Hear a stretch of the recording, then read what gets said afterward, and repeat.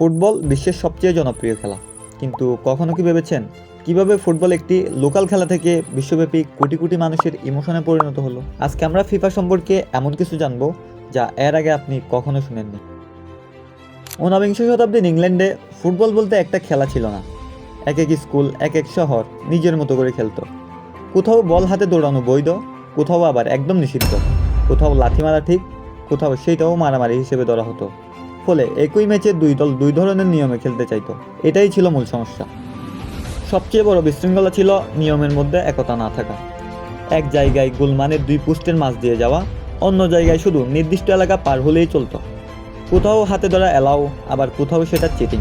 খেলোয়াড়ের সংখ্যাও নির্দিষ্ট ছিল না, 20 জন বনাম 40 জনও খেলতো।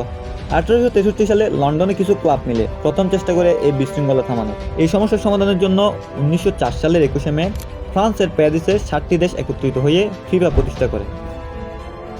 1930 সালের প্রথম বিশ্বকাপ অনুষ্ঠিত হয় উরুগুয়েতে। তখন এয়ার ট্রান্সপোর্ট এত উন্নত ছিল না। ইউরোপের দলগুলোকে আটলান্টিক মহাসাগর পাড়ি দিয়ে জাহাজে করে যেতে হয়েছিল। ওই বিশ্বকাপে মোট 13টি দল অংশগ্রহণ করেছিল। ফাইনালে উরুগুয়ে 4-2 গোলে আর্জেন্টিনাকে হারিয়ে প্রথম বিশ্বকাপ জয় করে। 1938 সালের বিশ্বকাপের পর পৃথিবী প্রবেশ করে এক ভয়াবহ সময়ে, ওয়ার্ল্ড ওয়ার 2। ফলে 1942 এবং 1946 সালের বিশ্বকাপ বাতিল হয়ে যায়। অনেক ফুটবলার যুদ্ধে অংশ নেন, অনেকে কখনো মাঠেই ফিরতে পারেননি।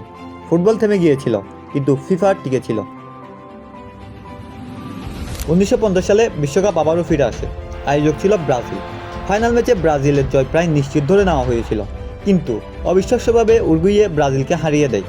এই ঘটনাটি মার্কানাজো নামে পরিচিত। এটি এখনও ফুটবল ইতিহাসের সবচেয়ে বড় একটি ইনসিডেন্ট। 1958 সালে মাত্র 17 বছর বয়সে বিশ্ব ফুটবলে আবির্ভূত হন পেলে। প্রথম বিশ্বকাপে তিনি 6 গোল করে সবাইকে চমকে দেন এবং ব্রাজিলের শিরোপা জয়ে গুরুত্বপূর্ণ ভূমিকা রাখেন। এরপর তিনি আরও 2টি বিশ্বকাপে অংশ নিয়ে 1962 ও 1970 সালে ব্রাজিলকে বিশ্ব চ্যাম্পিয়ন করতে সাহায্য করেন। ফলে তিনি ইতিহাসের একমাত্র খেলোয়াড় হিসেবে 3টি বিশ্বকাপ জয়ের অনন্য রেকর্ড করেন।